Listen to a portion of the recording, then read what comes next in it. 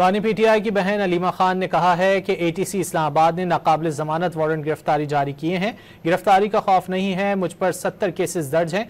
एक अदालत में जाएं तो दूसरी अदालत से वारंट गिरफ्तारी जारी कर दिए जाते हैं। मजीद जानते हैं डॉन न्यूज़ के नुमाइंदे राना बिलाल से। राना बिलाल, बताइएगा मजीद क्या कहा गया है अलीमा खान की जानिब से।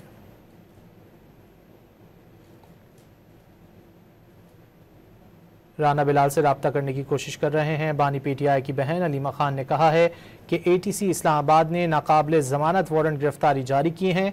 गिरफ्तारी का खौफ नहीं है, मुझ पर 70 केसेस दर्ज हैं। एक अदालत में जाएं तो दूसरी अदालत से वारंट गिरफ्तारी जारी कर दिए जाते हैं। बानी पीटीआई की बहन अलीमा खान की जानिब से वाज़ेह किया गया है कि एटीसी इस्लामाबाद ने नाकाबिल जमानत वारंट गिरफ्तारी जारी की है। तफसीलात जानेंगे राना बिलाल से। राना बिलाल, बताइए। जी देखिए, बिल्कुल अलीमा खान का कहना है कि 6 अक्टूबर को उन पर लाहौर में मुकदमा दर्ज किया गया, तब वो इस्लामाबाद में गिरफ्तार थी और इतने झूठे मुकदमात बनाए गए हैं। ये सारी तफसीलात भी अदालत में दे दी हैं और हाँ, हमने अपना बयान भी पुलिस को दे दी।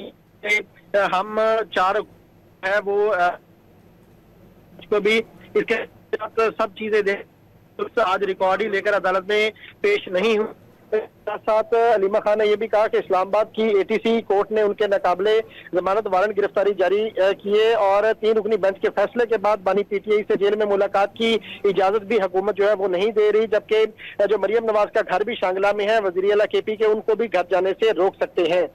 अलीमा खान का यह भी कहना था कि उन पर लगभग 70 के करीब जो केसेज हैं वो दर्ज किए गए हैं। एक अदालत से जो है वो निकलते हैं तो दूसरी अदालत की जानिब से वारंट गिरफ्तारी जारी कर दिए जाते हैं। तो इस हवाले से अब अलीमा खान अपनी जमानत के सिलसिले में लाहौर की एटीसी कोर्ट में पेश हुई थी, जहां पर उनकी जमानत में मुतल्लिका अदालत की जानिब से तौसीह कर दी गई है। बहुत शुक्रिया राना बिलाल इन तफसीलात के लिए।